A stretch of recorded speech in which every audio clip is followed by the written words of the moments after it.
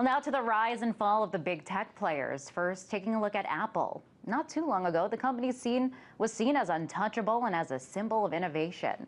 But now Apple's stock prices are falling, and some aren't as impressed with the technology that it's been putting out. And Twitter, on the other hand, has been pegged to be valued at around $10 billion. The Wall Street Journal reports that Twitter users increased 40% in 2012. And when it comes to the cyber world of search engines and email, the lead players could also be shaking up.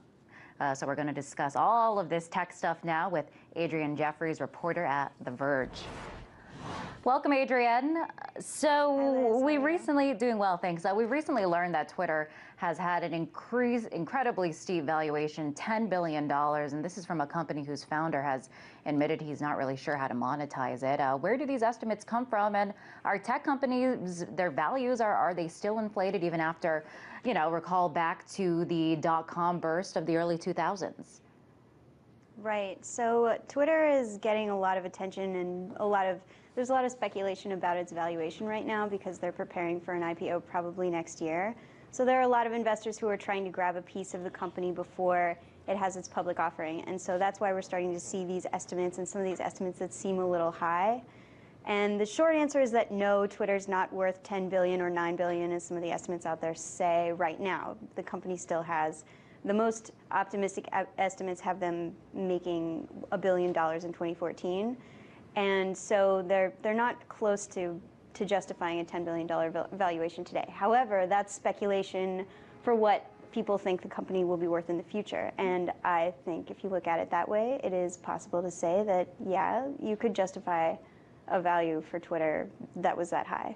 For one thing, one of the Sorry, no, right. As I mentioned earlier, we saw how Twitter, the use of it is skyrocketing, 40% growth at the end of 2012 there. So Twitter, how do Twitter users, how do you and I help to make the company what it is and make it worth the billions that it's predicted at? Right. So that's the thing about Twitter. First of all, it's completely free for them to get all their content. They have a huge volume of tweets going through every day. We all do that for Twitter, without them having to compensate us, and they're able to sell ads against that, and they're coming up with new creative ways to do that.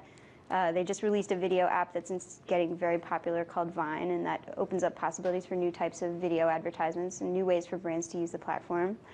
The other thing about Twitter's growth that I didn't see mentioned in a lot of stories about it was that Twitter still has a long way to go. Just in the US, only about 15% of adults use Twitter, so there's still a lot of room for the company to get new users here in the US, which is a market that advertisers obviously covet. And then there's room for them to grow across the world. They're at about 200 million users right now. So the possibilities for Twitter are right. It seems like everybody's on Facebook, from my little cousins to my grandmother, not quite there yet with Twitter. So what's next? Right. I want to shift gears a little bit now to Apple, because, it's the most valuable company in the world. Of course, Apple CEO Steve Jobs is kind of renowned as this innovator, this legend. But now being head by Tim Cook, some people are saying that it's not really what it symbolized anymore. They're not satisfied with the products that are coming out. They're not wowed by what they've been putting out. Do you think maybe that Apple's reached its pinnacle? Well, I don't think it's so much that people aren't wowed by what Apple's coming out. I think they are seeing their stock price go down a little bit, and it's kind of like they're almost a victim of their own success there. Like you mentioned, most valuable company in the New York Stock Exchange, surpassed Exxon. And now it's kind of like well, what have you done for me lately? The investors are a little nervous with the new CEO, and they're waiting for the next iPad or the next iPhone. But I think customers are still pretty happy with what Apple is doing. The reviews for the iPhone 5 were really good. People love that phone. The iPad is still unmatched in the tablet market.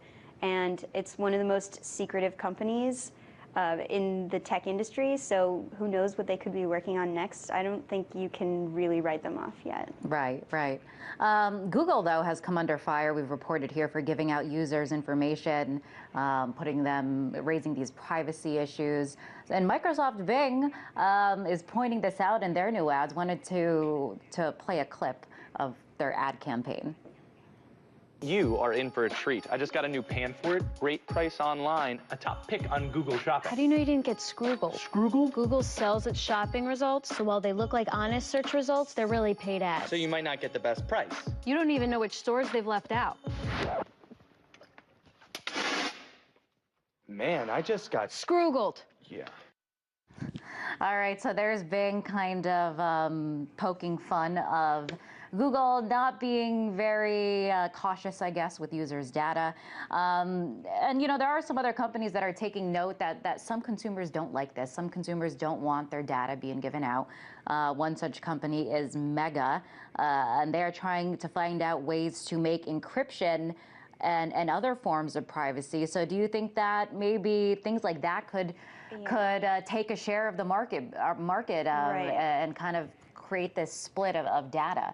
Right. Well, Mega is doing some interesting things, but the short answer is no. First of all, the Microsoft campaign against Google is pretty disingenuous, and it hasn't gotten much traction. They put out an online petition trying to get people to sign and say Google should stop advertising, should stop filtering through Gmail and in order to place ads. And they've gotten like an embarrassingly low number of signatures, and most of those are from people who don't quite understand what the campaign is about. So I wouldn't give the Microsoft Scroogled campaign very much weight, although they do have a valid point about Google's shopping results. But that's not got to do with user data. So Mega is the new venture from Kim Dotcom, who's this kind of larger-than-life internet wizard who lives in New Zealand now, and he came out with this file share. It's not a search engine; it's a file sharing cloud host service. So you can get 50 gigabytes of storage for free, and then if you pay for some tiers, I don't remember exactly what the prices are, but it's like $10 or $15 a month, and you can get different tiers, different levels of data. You can get a terabyte or whatever. And part of their pitch is that they keep everything secure and they keep everything private, and everything that you do is encrypted, and not even Mega can see what's in your files. Right. And I think that so far, that pitch doesn't seem to work for any product. Yeah, well, usually certainly users prefer free over private. Right. Yeah, but we have seen that there are some people that hold privacy very dear to their hearts, and we'll go for that. We're gonna have to leave it up there. We're out of time, Adrienne. Appreciate you coming on, though. That was Adrienne Jeffries, a reporter at The Verge. Thanks.